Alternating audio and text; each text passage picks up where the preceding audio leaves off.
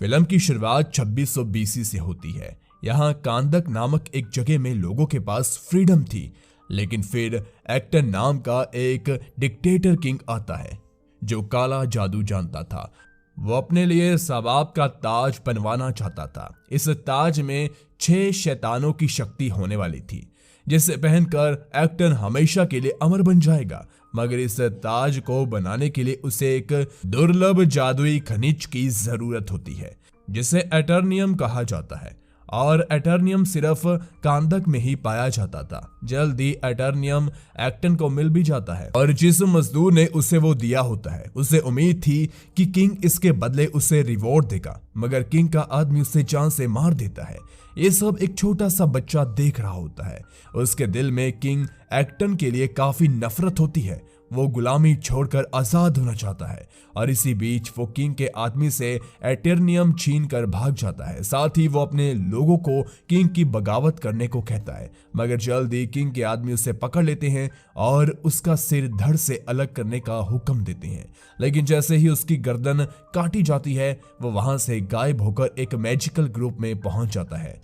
यहाँ कुछ मैजिशियन उस लड़के को शज़ैम की पावर देकर बच्चे से एक सूरमा में बदल देते हैं, जिसका नाम एडम होता है। अब एडम वापस एक्टन के पास आता है, लेकिन तब तक ताज बन चुका था और एक्टन उसे पहनकर एडम का मुकाबला करता है। इन दोनों की फाइट से पूरा पैलेस डिस्ट्रॉय हो जाता है, मगर आखिर में जीत एडम की ही होती है।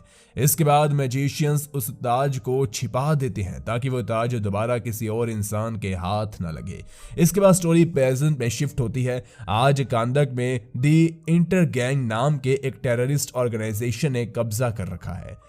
कांदक के लोगों के दिलों में आज भी आशा है कि उनकी मदद करने के लिए सूरमा फिर से वापस जरूर आएगा और उन्हें फिर से आजाद करवाएगा।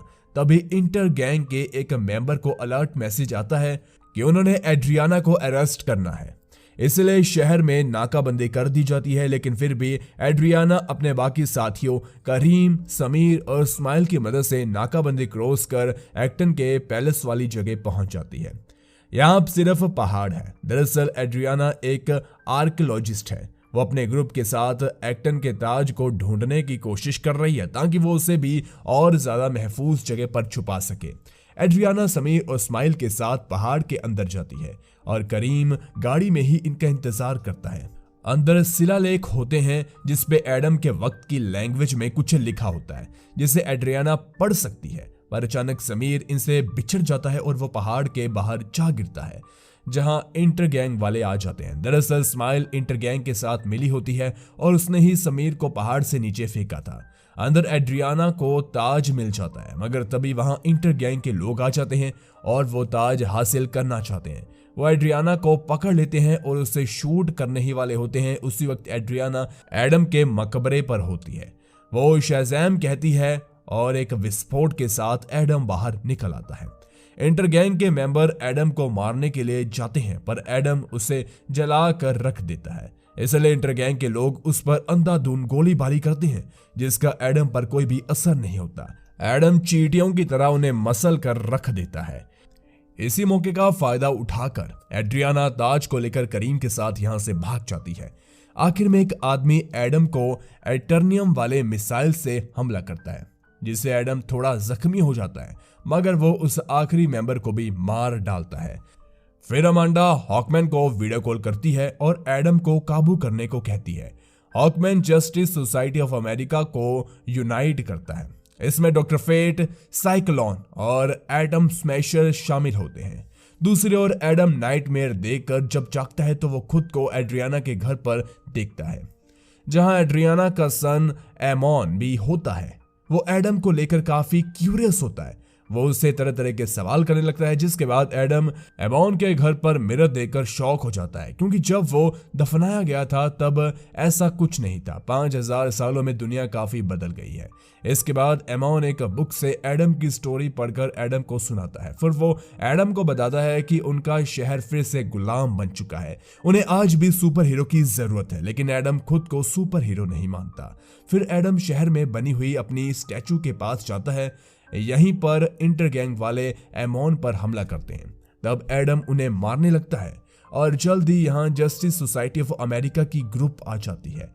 वो एडम को शांत कर उसे एक मॉडर्न दुनिया में रहने का तौर तरीका सिखाना चाहते हैं, क्योंकि एडम बहुत ही वायलेंट है, वो कोई भी रूल नहीं मानता। वहीं एडम हॉकमैन को देखता है, वो उसके बारे में जानना चाहता है। हॉकमैन खुद को इंट्रोड्यूस करता है और बताता है कि जस्टिस सोसाइटी ऑफ अमेरिका दुनिया में संतुलन बनाए रखने का काम करती है। तभी मिस्टर फेट भी आ जाते हैं और एडम से कहते हैं कि वो उसे अच्छी तरह से जानते हैं, मगर आज की इस दुनिया में उसकी कोई जगह नहीं है, इसलिए उसे उनके सामने झुकना होगा, वरना वो अपनी जान गंवा सकता है। लेकिन एडम किसी के सामने झुकने वाला नहीं होता, वो अकेले ही मिस्टर फेट और हॉकमैन पर काफी भारी पड़ता है। तभी साइक्लोन और एटॉम स्मैशर को भी इस फाइट में शामिल होना पड़ता है। सभी मिलकर एडम पर लगातार हमला करते हैं। आखिर में एटॉम स्मैशर को एडम इतनी जोर से पंच करता है कि वो बेहोश ही हो जाता है। शहर के लोग वहां जमा हो जाते हैं और एडम की जय जयकार करने लगते हैं।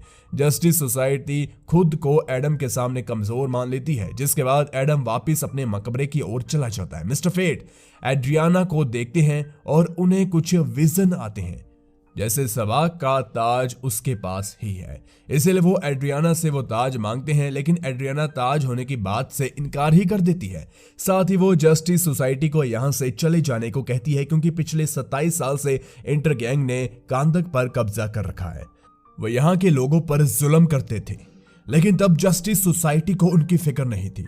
और अब जब कांदक के पास अपना सुपर हीरो आ गया है, तो अचानक से जस्टिस सोसाइटी को होश आया है। तब हॉकमैन एड्रियाना को बताते हैं कि उनके पास कुछ सीक्रेट बुक्स हैं, जिसे आम लोगों से छिपा कर रखा गया है। उन बुक्स के अकॉर्डिंग एडम ने अपने गुस्से से कांदक को तबाह कर दिया था, वो दोबारा ऐसा ना करे, इसलिए जस्टिस सोसाइटी यहां आई है। ये जानने के बाद एड्रियाना जस्टिस सोसाइटी और एडम के बीच शांति में बातचीत करवाने के लिए राजी हो जाती है। वो एडम के पास जाती है और जस्टिस सोसाइटी के साइड की स्टोरी उन्हें सुनाती है। तब कहानी पास्ट में शिफ्ट होती है। दरअसल पास्ट में जब एडम एक्टन को मारने के लिए उसके पास गया था, तब एडम को कुछ ज्यादा ही गुस्सा आ गया था, जिससे किंग एक्टन के साथ साथ पूरा पैलेस ही खत्म हो गया था। तब मैजिशियंस के ग्रुप को एहसास हुआ कि उन्होंने गलत लड़के को सुपर हीरो बनाने के लिए चुन लिया है, और उन्होंने अपनी गलती को ठीक करने के लिए एडम को हमेशा के लिए नींद में सुला दिया। इस पर एड्रियाना एडम से कहती है कि वो हीरो नहीं था, पर इसका मतलब ये भी नहीं कि वो हीरो बन नहीं सकता। इधर एमोन ताज के साथ घर पर आता है। यहाँ स्माइल आया हुआ होता है। एमोन कुछ समझ ही नहीं पाता और करीम को अभी तक स्माइल की सच्चाई के बारे में पता नहीं था, इसलिए उसने स्माइल को घर पर बैठा रखा होता है। जिसके बाद स्माइल एमोन को गन पॉइंट पर ले लेता है और उसका बैग मांगता है, जिसमें ताज होता है। सच्चाई जानकर करीम स्माइल का माइंड डाइवर्ट करता है और इतने देर में एमोन ताज के साथ वहां से भाग जाता है। गुस्से में स्माइल करीम को शूट कर देता है। वहीं जस्टिस सोसाइटी एडम से बातचीत करने के लिए आती है। तभी एमोन कॉल कर अपनी मॉम को सारी बात बताता है, इसलिए एड्रियाना एडम से हेल्प मांगती है। स्माइल एमोन को अपने साथ ले जा रहा होता है। तभी एडम वहां आ जाता है और इंटर गैंग के कुछ लोगों का सामना करता है। फिर वो स्माइल के पीछे पड़ जाता है। वो एमोन को बचाने के लिए इंटर गैंग के लोगों को जान से मार रहा होता है, इसलिए हॉकमैन एडम के पास आता है और एमोन को बचाने का वादा करता है। बदले में वो लोगों की जान लेने से मना करता है, मगर एडम उसकी हेल्प लेने से इनकार कर देता है। दूसरी ओर मिस्टर फेट करीम के पास जाकर उसकी जान बचा लेता है, लेकिन अब एमोन किडनैप हो चुका था। हॉकमैन इंटर गैंग के 2 लोगों को बंदी बनाकर ले आता है, ताकि वो पता लगा सके कि स्माइल एमोन को कहां ले गया है। जल्द ही उन्हें पता चल जाता है कि स्माइल एमोन को अल हदीदिया माइन में ले गया है। एड्रियाना को अपने घर पर ही ताज मिल जाता है, तो एड्रियाना ताज के बदले जस्टिस सोसाइटी और एडम को साथ में मिलकर एमोन को रेस्क्यू करने को कहती है। तब ये लोग रेस्क्यू मिशन पर जाते हैं। यहाँ स्माइल एमोन के बदले ताज की मांग रखता है। एड्रियाना अपने बेटे को खोने के डर से वो ताज स्माइल को तब स्माइल बताता है कि वो किंग एक्टन का ही वंश है। वही इस ताज को हासिल कर कांदक पर राज करना चाहता है, और ताज मिलने के बाद भी स्माइल एमोन को शूट करता है, मगर सही वक्त पर एडम एमोन को बचा भी लेता है और स्माइल को भी मार देता है। इसके बाद वो हॉकमैन को बताता है कि मैजिशियंस ने उसे नहीं बल्कि उसके बेटे को पावर्स दिए थे। एडम का बेटा कई बार किंग को हरा चुका था, इसलिए किंग ने एक बार एडम और उसकी वाइफ पर जानलेवा हमला करवाया, जिसमें एडम की वाइफ की मौत हो गई और एडम की हालत भी नाजुक थी। तब वहां एडम का बेटा आया था और उसने अपने फादर की जान बचाने के लिए अपनी सारी पावर्स उन्हें ट्रांसफर कर दी थी। तभी किंग के आदमियों ने एडम के बेटे को मार डाला। ये सब याद कर एडम इमोशनल हो जाता है और रियलाइज करता है कि वो इन पावर्स का हकदार नहीं है। असल वो खुद को जस्टिस सोसाइटी के हवाले कर देता है। वो लोग एडम को एक खुफिया जगह एक मशीन में बंद कर रख देते हैं, जिससे एडम दोबारा जाग ना सके।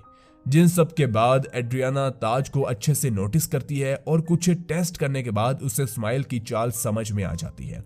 दरअसल उस ताज पे लिखा होता है कि मौत ही जिंदगी का रास्ता है, यानी कि उस ताज को पहनने वाले को पहले मरना होगा, तब ही वो अमर बन पाएगा। इसलिए उसने जानबूझकर एमोन पर हमला किया था कि एडम उसे मार डाले। दूसरी ओर सही में स्माइल साबाग बनकर अर्थ पर वापिस आ जाता है। वो जस्टिस सोसाइटी पर हमला करता है। इनके बीच खतरनाक फाइट होती रहती है। डॉक्टर फेट को प्रेडिक्शन से पता चल जाता है कि इस फाइट में हॉकमैन की मौत हो जाएगी, इसलिए वो एक मैजिकल वॉल बनाते हैं ताकि उसके अलावा कोई और बैटल ग्राउंड में एंटर ही ना कर सके। वो साबाक से फाइट करते हैं और आखिर में साबाक उनकी जान ले लेता है, मगर मरने से पहले डॉक्टर फेट अपने मैजिक से एडम के पास जाते हैं और उसे जागने को कहते हैं। एडम एक बार फिर से जाग जाता है। वो आकर साबाक का सामना करता है और आखिर में उसे 2 टुकड़ों में चीर कर मार डालता है।